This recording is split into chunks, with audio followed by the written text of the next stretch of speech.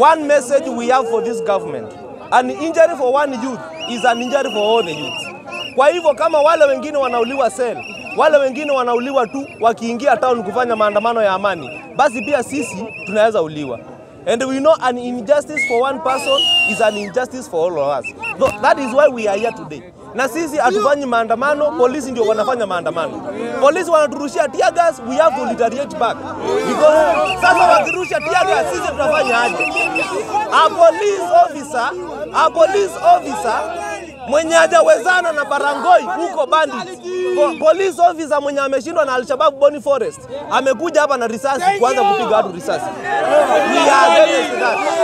Sisi kuanzia Monday we want to write a proposal to the judiciary. Tunataka kuandika proposal. June 25th of every year must be gazetted as a national holiday. Hivyo ndio tunataka, ndio pia sisi tukue tumeridhika. Na mimi si Gen Z, lakini nimekuja kusaidia Gen Z kwa maandamano kwa sababu maisha imekuwa ngumu na kila kitu tunaona mauaji imekuwa mingi, watu wameuliwa, vijana wetu wameuliwa na kila kitu kimedhoofika. Maisha imekuwa si vile tena. Kwa hivyo ndio maana mimi nimekuja kuungana na nyinyi kama Gen Z na niwasaidie kwa hii memorial, tutakuwa pamoja hadi mwisho.